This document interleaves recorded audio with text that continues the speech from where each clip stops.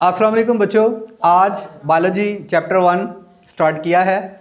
Introduction biology देखेंगे, biology की definition देखेंगे और इसकी मेन जो डिवीजन्स हैं उनके बारे में जानेंगे।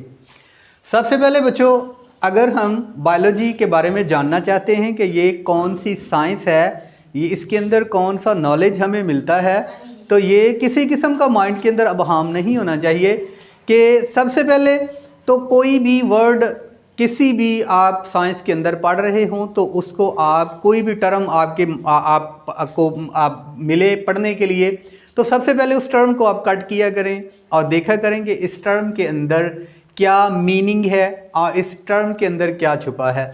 तो अगर सबसे पहले तो हम देखते हैं कि बायोलॉजी वर्ड जो है ये क्या है। अब ये वर्ड देख लें, बायोलॉजी, बायो, ये इस वर्ड को कट करें तो देखेंगे कि ये ग्रीक वर्ड है और इसके अंदर दो वर्ड इसके साथ कंबाइन हुए हैं, यानी दो वर्ड्स का कम्बिनेशन है।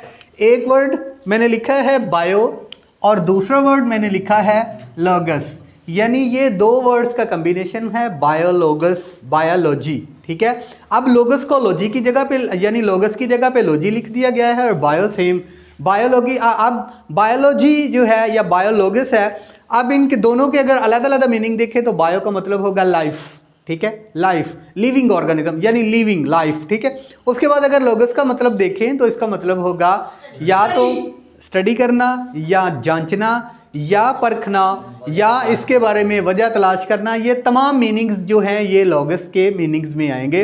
अब एक बात जहन में हमेशा याद रखना कि जब भी बायोलॉजी के अंदर इस साइंस को पढ़ते हुए ये लफ्ज़ जो है लोगस जो है ये लॉजी की सूरत में बहुत सी टर्म्स के साथ जुड़ा होगा और इसका मतलब यही होगा कि इसका मतलब है स्टडी करना, वजह तलाश करना, जांचना, परखना। ठीक है, अब बायोलॉजी का मतलब ये हुआ कि जानदार के बारे में या लाइफ के बारे में जांचना, परखना, वजह तलाश करना। अब बायोलॉजी की डेफिनेशन ये होगी कि ऐसा साइंटिफिक नॉलेज जिसके अंदर हम पार्टिकुलरली ऑर्गेनिज्म के बारे में, जानदारों के बारे में पढ़ते हैं, जानदारों के बारे में जांचते हैं, जानदारों के बारे में परखते हैं, जानदारों की खसूसियात का मुताला करते हैं, जानदारों के बारे में सब हक़ाइक़ जानते हैं। ये तमाम इल्म क्या कहलाता है? बायोलॉजी।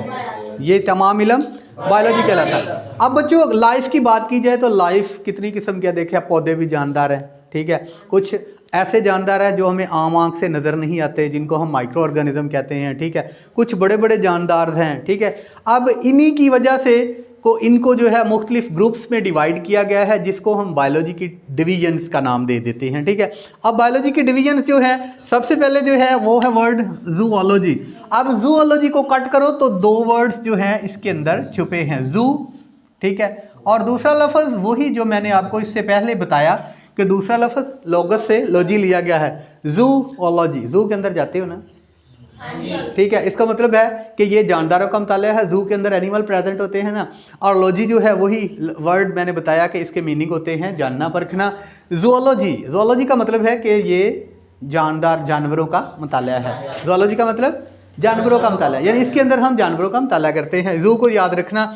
उसके बाद बच्चों बॉटनी है, बोटानिक वर्ड है। बॉटनी जो है ये इस वर्ड का जो मीनिंग्स है वो यही बताता है हमें कि इसका मतलब है कि हमने पौधों का मुताला करना है, प्लांट्स के बारे में जांचना है, प्लांट के बारे में परखना है, प्लांट्स का जो है ना वो मुताला या प्लांट को पढ़ना जो है वो क्या कहलाएगा?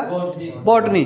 अब तीसरे नंबर पे बच्चों इसकी जो डिवीजन है वो है माइक्रोबायोलॉजी। अगर इसको भी हम कट करें तो देखते हैं एक लफ्ज़ होगा माइक्रो, ठीक है, और उसका बच्चों उसके साथ जो जुड़ा लफ्ज़ है वो होगा बायोलॉजी। बायोलॉजी वही है जानदारों का मुताला, और माइक्रो का मतलब होता है बारीक, छोटा, स्मॉल। ठीक है, यानी स्मॉल क्रिएचर का मुताला या स्मॉल क्रिएचर की लाइफ के बारे में जानना। तो वो कौन सी मखलूक है?